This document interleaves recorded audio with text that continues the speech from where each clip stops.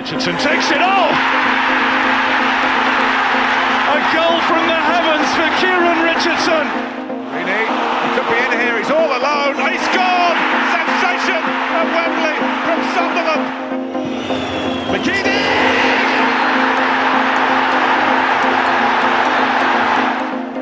Phillips, good try! Brilliant! Brilliant! Edwards goes for the spectacular! Finds it and then some! Corner comes in, Boom!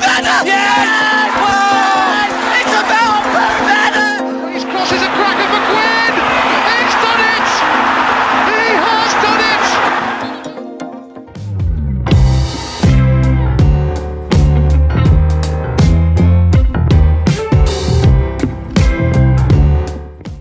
Hello and welcome back to What the Falk podcast, Sunderland preview show in association with Viper Goalkeeping. Sunderland cruised to a 4-0 win over Crewe Addicks on Tuesday thanks to another Dan Neil masterclass. However, the hard work doesn't stop there as Sunderland face a side who always seem to throw a spanner in our works in the shape of Charlton Athletic on Saturday. And to preview the game is an old pal of mine. Listeners to the show will recognise the voice. Part of the first ever preview podcast that I did back in 2018. Nath from CharltonLive joins us to give us the lowdown on what has been a pretty difficult season so far for the Addicks. Nath, I'd normally ask how you are at this point, but we've spoken off air last night and it's fair to say you're not the happiest man on the planet. Has a good night's sleep changed that? I wish, mate. I was thinking last night on the train home after we were absolutely woeful against Stanley. And they won out deserved winners, to be fair. But just sitting there thinking I've got to do this in the morning. And to be honest, I'll just make it clear I'm not after any sympathy, considering the last two Wembley appearances between the two of us and obviously what's happening down the road at Newcastle. So I'm not here preaching for feel sorry for me, but I will try and tell it as it is without crying anyway. I think we'll start off then with the off. I mean, obviously last night's game, we talked off air a little bit about it as the games were on. We were cruising at Crewe Addicks, 4-0 up. Charlton started, shall we say, yet again, a 3-2 defeat at home to Accrington. Accrington, not a bad side, let's be honest. But I think it's fair to say that a 3-2 defeat, another defeat, wasn't good for yourselves. How bad was the game from your perspective? Oh, man. I mean, well, I went up to Lincoln on Saturday and that was bad. That was really bad. And then yesterday it started the same. We thought maybe, home game, sound guards in the crowd, night under the lights, get a bit of impetus and Accrington come out and set their stall to frustrate the crowd, which they did. They got a goal and, well, Harry Pell, who plays for Accrington, used to be at Charlton from the age of 6 to 17. So he scored a free kick, blinding free kick. He scored another one, but apparently it didn't cross the line, but the cameras say that it did. And then we just huffed and puffed and we just don't really, we just concede goal for fun. We have no identity of playing. All we do at the moment is just lump it to Jayden Stockley and with no one around him. But I think, yesterday it was just the feeling that we all knew what was going to happen. And I think Accrington yesterday were more or less just over odds-on favourites to win away at Charlton, which shows like how far we've fallen. And to be honest, you look at the squad that we've got, and no disrespect to any other team, but it's a top 6 squad. You've got players in there: Jayden Stockley, Harry Arter, Alex Gilby, Jonathan Lecco. We've got some good players in there, but I think if you lose games, no one likes losing, but if you have a way of playing and you're just unlucky, or you're not getting the rub of the green, you just sit back and go, do you know what, it will turn. But we're just not playing well. We're just, and that's I think the baffling thing amongst supporters, that we just don't know how we're playing. The players look lost. It's just confusing, mate, because last season when Bo went, Adkins come in and I think we only lost one game towards the end of the season. And that was with Bowier's players. So now we've had a summer, got all these signings in, albeit they were late. And I know we've got good players, but a lot of players were unfit. But we can't use that as an excuse. And everyone's fit now. But now we've started like it is. It just doesn't make sense, mate. It doesn't make sense at all. I think looking at the Accrington game, just to give a bit of sort of context for the people who are not aware, you talked about how it's a home game, a chance to kind of bounce back against a side that on paper you're better on, the squad's better than. Obviously, football's not played on paper, but nonetheless, that's how you view it as a fan. But the Lincoln game, it wasn't just a defeat. You lost in like the 91st minute, and that's kind of the time that it should realistically light a fire under your arse, shouldn't it? That's kind of how players sometimes see it. You get beat late on, 91st minute, and then you think, right, home game Tuesday night, chance to get out of our system. So that must be even more disappointing to put in such a poor performance and see that there's no fire lit under anyone's backside by the sound of it. Yeah, and I think, Lincoln had a goal disallowed, which should have counted. And I think if we got a point out of the Lincoln game, I thought it would have been a travesty. We didn't deserve anything out of the game, if we're being brutally honest. And I mean, you'd think it would fire players up, and it's just really negative at the moment. And something I tweeted last night, actually, it was the first I've seen us get relegated before.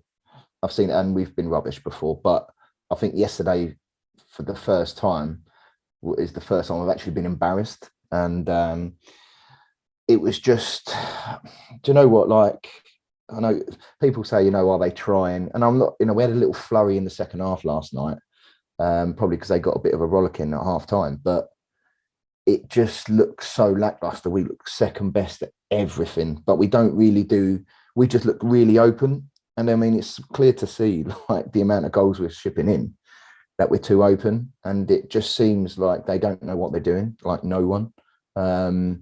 So yeah, I mean, even you'd think it would fire them up and try and, like, poor performance on Saturday. Let's turn it around on Tuesday.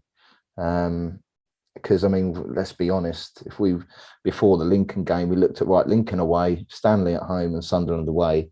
We're going, let's get 4 points. We write off the Sunderland game because we won't even get a shot on target probably. I know I'm probably exaggerating a bit there, mate, but that's the way we're seeing it. So now we've got 0 points out of 2 winnable games. No disrespect to Stanley, like you said, that they're a hard-working team. They do the dirty side of things, dirty side of game, and they do it well. And the same as Lincoln, but they wanted it more. And I think that's probably where it's got to a stage now where a lot of fans let their feelings know after the full-time whistle. You can say that much. So we don't really know what's going to happen from now. I'll be looking at the website today to see if anything changes. But who do you get? Who wants it? In terms of if Adkins does go. I mean, I'm looking at the form table, and obviously that by the time this goes out might change. It did play on my mind a little bit, but 1 win in 8. I tipped you for the automatics. I think if anyone listens to the third tier podcast, I took you for second. Partly tongue in cheek because I said Charlton always do us over, so we'll probably finish third or something along that lines. But I genuinely thought you'd be at least top 6, if I'm honest. But I've said 1 win in 8, but it's actually only 2 league games you've won all season, and we're now in October. I think Ipswich had a slow start of the season. That's obviously going to hinder them in terms of what their ambitions were. I think Charlton's ambitions were the same. I know the season can change a lot, and Blackpool are a testament to this last season. But is it fair to say you're now in a relegation battle? Oh, 100%. I mean, if we compare like for like, last season, Oxford had the same amount of points as after the same amount of games. I think this might be before the Lincoln game, by the way. Same amount of points, same amount of games, and they were MK. I think Plymouth were in 6th at that time, but they were like 12 points away, and they ended up finishing 6th and losing in the playoffs. So. The last game of the season they went in instead of us. So it can change, of course it does. But I think we're looking at it the moment going, where are we getting our next point? Forget a win. Where are we getting up? Where are we getting our next clean sheet? So we've had 1 all season, I think, which was against Crewe, which was one of the 2 games we won. But their squad was decimated when we took Kirk and all the others that left Crewe. And then Fleetwood, which was just before the international break. And Nigel came out before the Lincoln game saying, yeah, good 2 weeks off because the international break, everyone's fit now, which he did have to try and get people fit because Harry Arter came and he wasn't fit. And there was a lot more. Corey Blackett-Taylor wasn't fit. Lecco wasn't fit, but he's done that now. So if you have the 2 week break and you're on the training ground, so I think Celtic done something similar where their manager said he's got 2 weeks to get their points across, and they had a good result on the weekend, didn't they? I think was it against Motherwell, I think.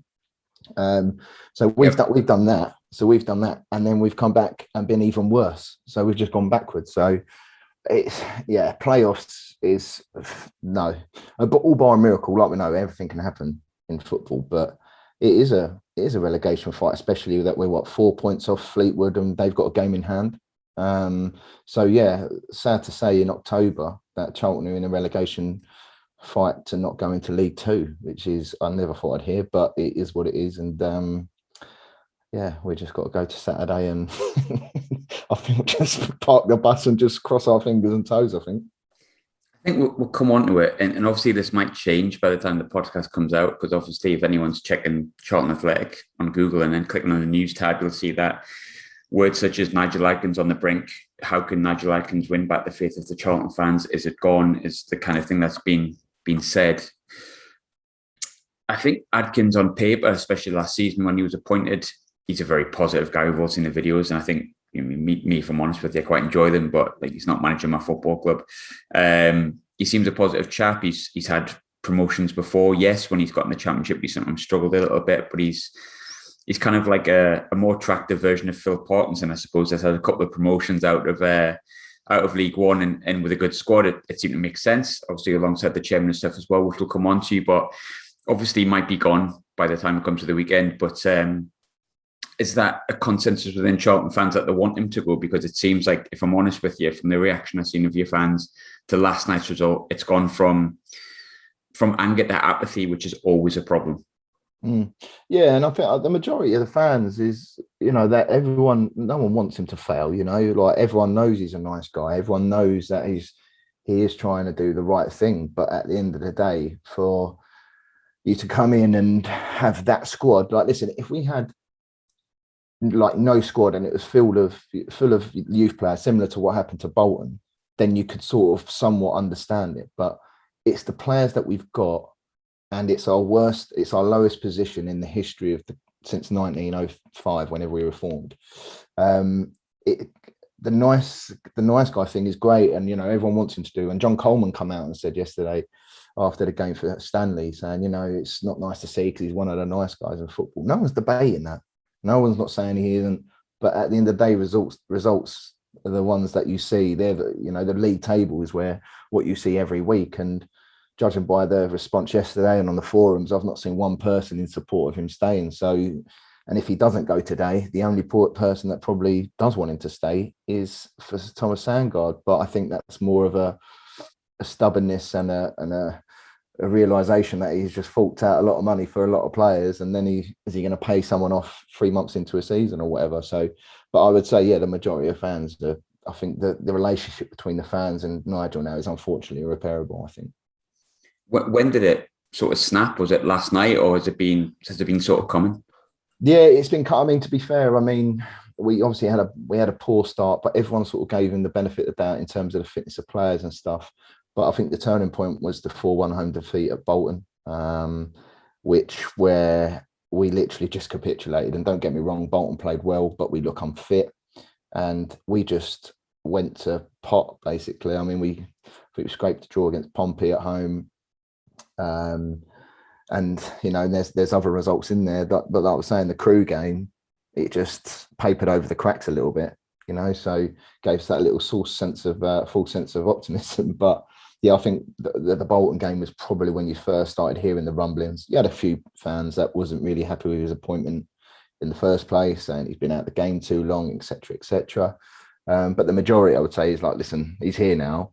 Let's get behind him. He's a positive guy. New start, new slate, and it's just not happened for him, unfortunately. And it's just come to a point now where even if he wins on Saturday by some miracle, like, that doesn't mean it's all fixed. So in theory, he's going to win 10 on the bounce, and then it's going to be all right. But can we wait 10 games and be towards Christmas and still in the bottom three? So it's a big call, whatever's going to happen next, whatever happens. So, but I think the majority of fans have had enough, to be honest, mate. It's funny when you mentioned talking before about, I said it's gone from anger to apathy. I think that's when you always notice.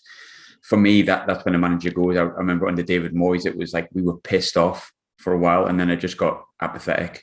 with Simon Grayson, it was pretty much apathy from the minute he walked in the door, if I'm honest. But I think you can see that in Charlton's fan base, that it's like, you probably feel like you can't even be asked to tweet about the game anymore, because it's like, what's the point? And that's, I think, for me, when it snaps, and it really wouldn't surprise me if by the time we release this podcast, he'll be on his way. But like you said before, who replaces him? I mean, obviously, that's normally the first question when a fan says, "Oh, get him out." You'll always have someone with the caveat of, "Well, who do you bring in?" But is there any names that are floating about in the fan base that you'd quite like to see come in, or a type of manager you'd like to see come in if he does go? Well, I mean, this is the problem. I think you've got some fan bases on forum. You've got some fans on forums somehow thinking Chris Wilder's going to come. I don't know how that. Listen, if Wilder's presented with a large pot of money, who knows what can happen? But it's for me, I just don't think there's. Alex Neil's been mentioned, but again, it's like it's a big job. A lot of fans are just saying, well, we've got obviously Johnny Jackson and Jason Newell that are on the coaching staff. Maybe give it to them for a few games. And Alan Kirbishley, who does Charlton TV every week with Scott Minto, maybe Alan Kirbishley can play some sort of advisory role. But again, for me, it's like, yeah, that's all well and good. But if you give it to Jacko, that's a big job. And your first big job is to not let Charlton get relegated to their lowest ever division ever. So yeah, I mean, a lot of people, there's loads of names flying about, but until it happens, there's no point for me talking about it. But as soon as it happens, you'll get Neil Harris will get mentioned, Alex Neil, Chris Wilder, Chris Hughton. But again, it's like, they've got to want to come here. You know, it's a big job. And an experienced one, but we just look so open at the moment. And all we do at the moment is ball comes out, goalie lumps it to Jayden Stockley, and we try feed off the scraps, but we're never close enough to Jayden to feed off the scraps. So, and you'll see that on Saturday, unless we have a sudden change of plan. You maybe bring in Clive Mendonca for his first job. Well, yeah. Imagine, to be fair, Clive would be all right if he played up front with Jayden. If he put, well, this is the thing: if you had two up top, we've got Connor Washington there sitting on the bench, and he's a good finisher. But I mean, he came off the bench yesterday and got, set up Jayden for the second goal. So, but Nigel seems to like this 4-2-3-1. Obviously, we've got Dobbo, who you had last year. He started the season and has been bombed out. Shame really, because I thought he looked quite in pre-season. He looked really confident, and then I think he had one bad game. Sheffield Wednesday, he was brilliant. He was our best player, and then I think there was one game, I can't remember who it was against. He was absolutely woeful. It might have been Wigan. And yeah, he's not had a chance since. So I don't think you'll see him on Saturday. I wanted to go into depth about your transfers, because obviously there's a lot of names there that but I'll start with Dobbo. Listeners to the podcast will know I jokingly had a kind of love-in for George Dobson, but it was very much tongue-in-cheek, because obviously it didn't really work out. But loved at Walsall. He was the captain there and I know they've dropped down a division, but they were League One at the time. His captain there came from West Ham, obviously came through at Arsenal, so he's had a good youth career, good academies. Spoke to Ivor Heller, who obviously is a director at AFC Wimbledon, who had him on loan last year, said he absolutely loved him. Spoke to AFC Wimbledon fan earlier in the season, who said he was phenomenal. They're desperate to keep him, but they said, look, at the end of the day, like, Charlton have got more chance of going up. We kind of get it. But he was poor at Sunderland. And I looked to see if he was in the starting lineup, and I had to go all the way back to August to see the last time he started a game. And then I noticed it's not just August since he started a game. He hasn't really been on the bench outside of Pizza Cup games. You never want to write anyone off this early, and especially if a new manager came in, if things go the way we think it might go, then that might change his fortunes for him. But would it be safe to say, even at this stage, it's probably not worked out, the George Dobson move? Yeah, no, I think you can say it's not worked out. I feel very sorry for him, if I'm honest. I think obviously losing Jake Forster-Caskey at the end of last year was a big loss for us in the middle of the pitch. So when Dobbo was playing, I mean, this was before Harry Arter joined. We had Dobbo and Ben Watson. Everyone knows Ben Watson is not the most agile of players. So what Dobbo was doing, he was getting pulled out, trying to do all of the work to try and help Ben Watson.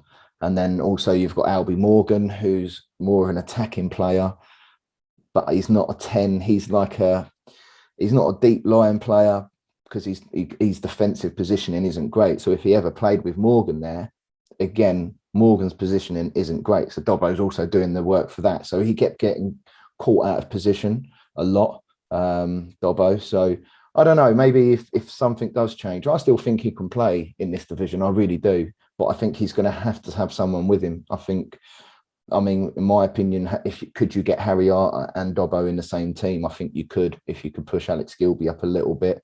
But then you've got Elliot Lee, who's been our best player so far.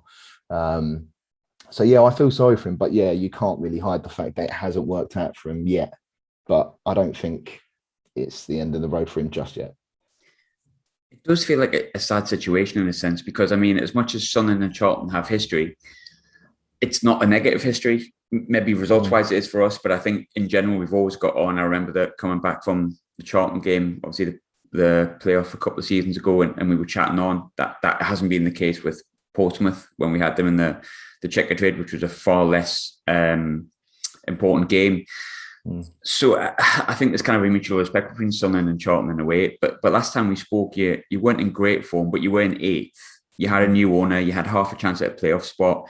The new owner was being quite vocal online. It seemed like a good situation because Charlton weren't really in trouble when it comes to ownership beforehand. Your new owner is obviously someone who doesn't like to hide away. We had similar at the beginning with Stuart Donald. I won't go into depth about it. That hasn't obviously worked out, and it's definitely a sour relationship. Sandergaard's obviously a new owner. He's been about a year that you've had him in charge. He's still quite vocal online, but how is the ownership viewed at present based on the fact that you started the season so poorly? Yeah, it's a difficult one, really. I think because obviously when Sandergaard's come in, obviously prevented us going under massively. I think a lot of people don't understand how close it was for us to literally go under. So there's always going to be that element. He's always bought some time or bought some tokens or goodwill, as you were, with it. And you know, the transfer window was very late, but he's backed it. You know, you look at players like Lecco and Arter, they're not going to be on £2,000 a week, so he's obviously backed them. He's obviously made his choice of Nigel Adkins, and you know, he is vocal online, and you can see he watches every game, and that's good. But I think it's come to the time now where everyone can see it, but maybe not him. But it's a case of him saying, do I, you know, jump the gun and get rid of and pay him off, but then I've got to get someone else in, and then that manager might not like any of these players that I've just splashed out on for, and he's got a project, he's got a vision, and I know I feel for him a little bit, but I think sometimes it doesn't help himself being too vocal on social media. Sometimes I think there's going to be times where you are visible, but there's also sometimes where you don't get too involved, because we don't actually have a CEO on the ground at at Charlton. We've got Jed Roddy, who's the technical director, who's involved at Reading and part of the FA, and we have obviously other operational team, but we don't. He's a CEO who lives in Colorado, you know. So yeah, I feel for him at the moment, but the proof is going to be in the pudding over the next few weeks on what he decides to do. Because if he keeps him, and it gets to Christmas, and then he goes, I might make a change now. It could. I know it's December, but it could be a stretch too far. And then you're going into the Christmas period, and then January. So if he doesn't go today, or by the time we play, if we lose to you on Saturday, which is very, very likely, and he still doesn't get rid of him, then it's going to be quite. I think things might start turning nasty. People are tweeting him now, which I don't agree with. Just sort of saying, I think he said that he was here.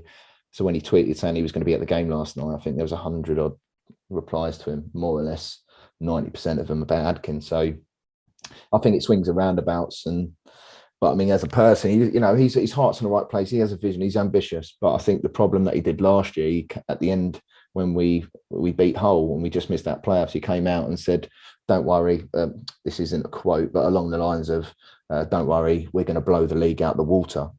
So when you say that, you've got to back it up, and obviously that's not happened. So I think that might be a PR stunt he might have to think about if he's going to say anything like that again. It reminds me a little bit of Thomas Gravison, just by the way that he looks. Or David Brent. Well, no, we've got a better version of it. Well, we had a better version. Well, do we still have it? Well, I don't know where Methven is, but apparently he's still somewhere on the... Yeah, let's not go into that. That's a bad memory.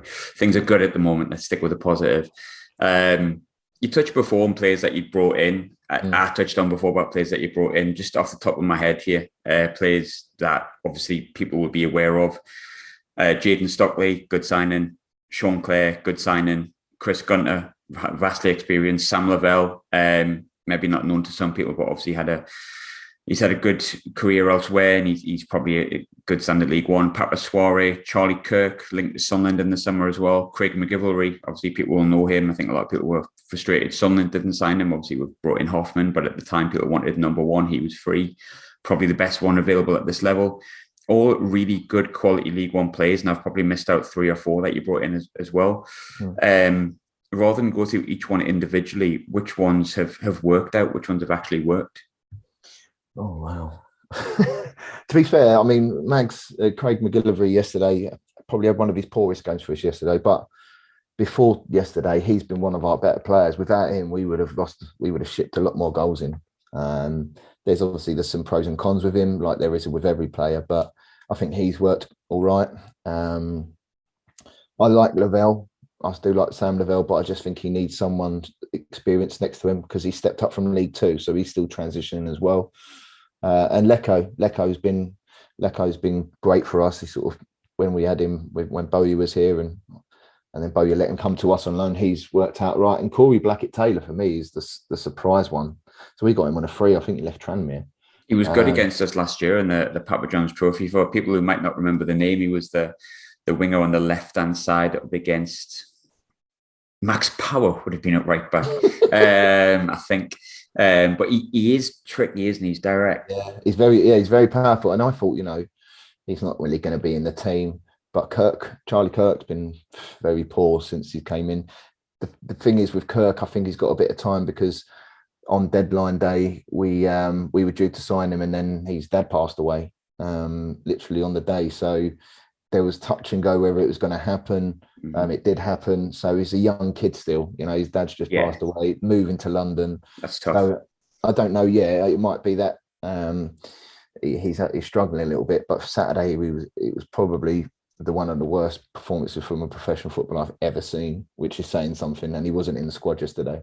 So I don't know. Maybe we need to just let him have some time and to settle in, really. But I mean, Jaden Stockley, Elliot Lee is the one we got on loan from Luton. He's been very good for us. Everything goes through him if he plays. We were up until 20 minutes on Saturday against Lincoln. He was our man of the match, and he only played 90 minutes till he come off sickness. He didn't play yesterday. So there's been more failures, or the ones that haven't worked yet, shall I say, if I try to be positive, then there's been good ones, mate, to be honest with you. Elliot Lee's Rob Lee's son, isn't it? Yeah, that's the one. And then you've got Ollie Lee, who's at Gillingham as well. So they're that's brothers. Right. Are we that old now? Are we that old now that Rob Lee's son is playing in a team and is one of the more experienced players? That's terrifying. It is, isn't it? But yeah, no, Elliot's brilliant. He links up really well. But when he doesn't play, we just go direct to Jaden, which you'll see on Saturday. I've seen a few people having a go at Jaden Stockley and we're talking start of the season, but I think I'm loath to mention him, but it's the first name that comes to mind. He scored 31 goals last season with Charlie White. A lot of the time before that was quite statuesque. We've got obviously Ross Stewart at the moment, who is a different player and runs the channels, and he offers you a little bit more, in my opinion, than what we had previously. Stockley feels a little bit statuesque. He's not really the kind of striker that runs the channels, and the way you play him, I think sometimes it's a case of he's just fighting for long balls all game, isn't it, from what I've seen? Yeah, no, exactly. And Charlie White's a great comparison. We saw Charlie White come down when Wigan beat us 2-0 at home, and you could see very, very similar traits. I think the problem is, Nigel likes to try and play with a press, and Jaden and Charlie White will not start a press. What they'll tend to do is probably force players into other parts of the pitch to set traps for a press. And I think that's probably when you're playing with one up top and two wingers, which we do, we're not really getting that press right. Or if we do press, it's always out of sync, so we just get picked off. Our two wingers don't really help our fullbacks, so you'll always have space there. But Jaden had some criticism because he wasn't scoring, and fair enough. But in fairness to him, he's not been getting the service a lot of the time. We have no confidence. Let's just lump it to Jaden and see what you can do. But if you're 40 yards from goal and it's going to your head of your chest, what is he supposed to do? And there was rumours yesterday he was actually having a a disagreement with Jason Yule on the pitch and the sideline, saying to change the shape because we're not getting the best out of them. We don't get crosses in the box. So so if you've got Jayden Stockley on leading the line, you have to get crosses in the box. Like you were saying, he's not got that movement to get in behind or anything. So we have to play to his strengths. So I do feel sorry for him. He's been getting some criticism, but he has been given the captain's armband, which I don't know why. I just don't like strikers having armbands, but I'm more of a sort of central goalie, central midfield or central defence sort of captain. But yeah, he's had some criticism, but then so has the whole team. And to be fair, it's not like it's undeserved. I mean, you can see the results, and I know some of it's Nigel's fault, but the players have got to take a bit of responsibility as well. Yeah, they're still the ones on the pitch, aren't they? At the end of the day, those goes back to the managers. We all know this, but still, the players do have a part and responsibility. On the flip side, things are dead rosy in Sunderland. It makes a change, doesn't it? Yeah, it really does. Let's talk about something positive. Things are dead nice. To talk about something positive. So far, so good. We've obviously had the Portsmouth game, which was in the swimming bath. I think we can get over that one. And the Fleetwood game wasn't great, but I think it's fair to say Sunderland and Charlton have had a history. Like I said before, not bad-natured, but we've had big games at big times in our history. So I know that we do keep an eye on each other's stuff. Obviously, we chat throughout the season regardless, but I think, we keep an eye as fans on each other, especially when we're in the same division. From the outside looking in, what have you made of Sunderland season so far? Yeah, no, I think you've started very well. I think the result that surprised me the most, judging by how we got battered at home by this team, was Cheltenham. How comfortable you was, 5-0 against Cheltenham, because I thought Cheltenham literally, it was the first time in a while where an away team has come and beat us, and they actually got clapped off the pitch. That's how good Cheltenham was against us. So seeing that you beat them quite convincingly was quite a statement. And obviously you beat Wigan, who was obviously going to be there or thereabouts. But yeah, twice. It looks like it's once in the cup, once in the league, twice. If Wigan, any Wigan fans are listening, that was twice. But so you've had a good start. You obviously MK Dons you beat as well. Wickham, they're going to be up there. I still think Plymouth will fall away, but yeah, you've done all right. That's what we're saying. There's been a good relationship, and I actually hope you do go up. Because you've had it tough, and obviously the last. At Wembley last time, it'd be nice for you to have something to cheer about, especially with what's going down with the Mags. So it's nice. I must admit, it's nice to see you doing well. But don't get me wrong. I hope we can try and you can let us have one win. Just so, because you're well ahead. So there's no way you're going to be having to worry about us having a late surge and getting you in the playoffs if you have a downturn about that. So you can at least let us have one win. I think. At the time of speaking, I could be wrong with this, but I think we've won every home game as well. So fingers crossed that's not the case. Amazing. We've asked me for a prediction as well. Your prediction will be coming, but first and foremost, even more bad news for yourself. Well, hopefully anyway. But obviously, you had Aidan McGeady on loan a couple of years ago. We discussed him last year on the podcast, and it was before he came back into the side. He came back and he did well, and he's still one of our most important players. Came back into the side yesterday. He's been out for a few weeks with injury, but I mentioned before Dan Neil at the start of the conversation. I'm trying to keep him under wraps. I think all Sunderland fans are, because we don't really want anyone to take him, because he's been class and he's obviously brilliant. But I always like this question most from the outside looking in, from what you've seen of Sunderland. Who are the players that are sticking out for you that you're most worried about on Saturday? I think, is it Ross Stewart, is it? Oh, yeah. Ian Brahimovic or the Loch Ness Drogba, or whichever you prefer. Yeah, no, I think every time I see him play, he always looks dangerous. I'm surprised you didn't get who was that win you had last year? Jordan Jones. Did he go Wigan? He went to Wigan. Jordan Jones was either the best player on the pitch or the worst. And I can say that as someone who watches Rangers quite a lot as well. But he went to Wigan, and I don't think he's done too much with Wigan either. Well, I think they've sort of huffed and puffed a little bit, haven't they? So, but yeah, I mean, Ross Stewart's probably up there. I just think you've got, and obviously Dan Neil, who seems to be obviously chipping in with quite a lot of good performances and stuff. But I just think you've got all areas in the pitch. It looks like you've got grafters as well. Now, I don't think you've got many, not that you did before. I just think you've got you don't have many egos. You've got a lot of players that want to win. And obviously, to be fair to Lee Johnson, because I know he had a bit of a tricky period, didn't he? Yeah, I mean, people not wanting him there, which is fair enough. But it seems like, you know, the summer you've got him, he's got you playing how you want to, you know, how you want it, how he wants to be played, really. But where's Luke O'Neill playing now? Because I know he seems to have played in every position. Central midfielder almost exclusively. I don't think there's been points this season where, well, currently we're playing Carl Winchester at right back, who's predominantly a central defensive midfielder, but he's obviously the best right back on the planet, which we weren't aware of up until he played there. O'Neill signed his new contract in the summer, and although it's not being said, I think it's been said that he would exclusively play in midfield, I think, and he has done, but because obviously that's his position we signed him in. Poor last couple of games prior to Crewe. Very, very good last night. I'll make no secret of it. I'm a big O'Neill fan. There's a lot of people that aren't. He's a little bit Marmite for some bizarre reason, I think. But midfield alongside Dan Neil, but Dan Neil's the golden boy at the moment, and deservedly so. He's been tremendous. What about ex-Millwall boy Aidan O'Brien? How's he been? He's actually been getting back into the side. I must be honest and say that I don't think anyone's a massive fan of him, but yeah, you know, works hard. He's got back into the side the past couple of weeks due to injuries, and he's put himself about. He works his bollocks off. Yeah, and he's a proper Millwall player, isn't he? Really? Yeah, I can't fault his work rate. His quality lets him down a little bit, but yeah, you know, I think he'll play on Saturday, and I'm kind of comfortable with it. He got a goal against Gillingham. He'll miss more than he scores, but yeah, I don't hate him. I just don't love him. He's a solid 6 out of 10. You know how we have those 7 out of 10 players? He's a 6. Yeah, that's like Ben Purritt for us. He's like, doesn't do much, but he's always a 6 or a 7. Yeah, nothing more, nothing less. In terms of final question, as always, you know what's coming. Prediction. I think I got mine right last week. I need to listen back, but I'm pretty certain I said we'd beat Gillingham 2-1, and I'm pretty certain I got that right.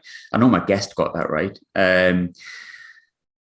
I always find Charlton at home a tricky one. I always worry about it for some reason. Well, I thought we would get battered last time. Was we even 2-1 in the end? 2-1, yeah. And then obviously previously, before that, the one that sticks out to me is obviously the Linden Gooch game. But then that came back on us by the end of the season with the last minute goal in the playoff. But I'm going to take Sunderland to have I think 1-0. I'm going to go 1-0. I feel like you've been conceding goals. We've been scoring a lot. So naturally it'll be a low-scoring game and 1-0. I'll take 1-0. I'll be happy with it. Yeah, I mean, I'll take a 0-0. I'll take anything. Like, as long as you score 0, I'll take it. Like, but if I'm with my head, with my heart, I'd say 0-0. But I think if I'm thinking with my head logically, I can see. You know, I know I was joking earlier about getting absolutely pumped, but I still think we lose. I think we'll lose 2-0 or something like that. I just can't see us winning, just unless we have. It's one of those games where all of a sudden it clicks. I mean, because we've got players for it to click, so it might do. But I can only go by the game I watched on Saturday and last night, and I can't see anything other than a defeat. And I don't think anyone's going up there. You know, luckily I've got a wedding, so I can't not mine. I can't make it, but yeah, I can't see anything but a Sunderland win for me, which is, it hurts me to say that, but I've got to be honest, and that's all I can say, mate. You just need to do what Portsmouth do and just make sure it like absolutely pisses down with rain, specifically in the wing areas where we tend to play quite a bit, and just try and play directly through the middle, because for some reason Portsmouth can't get a win off anyone. They got hammered 4-0 last night. Their fans sound as depressed as your fans. And yeah, they beat us 4-0. But yeah, that was like I say, a swimming bath. Well, if you play with your wingers, if they're your key players, then you're going to have a field day, because our wingers don't track back. So you're going to be 1-on-1 against probably Ben Purriton and Adam Matthews, because I can't see Chris Gunter playing on Saturday, because he was awful again. So I forgot Adam Matthew existed. Yeah, he's still there. I mean, he's done all right, but then he kept giving silly goals away early in the season, so he found himself out the side. And then yeah, we just keep chopping and changing. I think before the Lincoln game, I think we made like 24 changes in 5 games, I think it was. So that's quite a lot of changes that we've had. So we've not really had a consistent thing. But yeah, wingers, you'll have a lot of space there unless we change shape. So that backs up my point that it'll be a Sunderland win. Nath, as always, I wish you luck for the rest of the season, apart from when we play each other. As always good to catch up and have a good half-hour chat as normal. Enjoy the wedding on Saturday, but don't enjoy the checking your phone on the results. Oh, yeah, I might just swerve it, to be honest with you. I might just want to try and enjoy myself on a Saturday, to be honest, and not ruin my weekend. But But yeah, no, it's been good catching up, mate. And yeah, hopefully you can carry it on. And when we come to playing you, when we playing you next in April, isn't it? April, I think. Yeah. Yeah, hopefully you'll be crowned champions by that stage, and then you can let us have a little cheeky win so we can stay up and avoid going to places like Port Vale and Sutton United, which is down the road from me. Well, I said we were going to win the league by 400 points. I don't know if that's mathematically possible, but anything's possible. Yeah, anything. If you believe in it strong enough, it's like Disney, isn't it? If you believe in it strong enough, it'll happen. Exactly. As always, to the people listening, subscribe. I've been telling people subscribe if you want, and people seem to be subscribing more. I think I'm not too far off 1,000 nice followers or something like that. So if you want to subscribe, you can. Thanks as always for checking in if you've made it this far, and speak to you on Saturday or Sunday.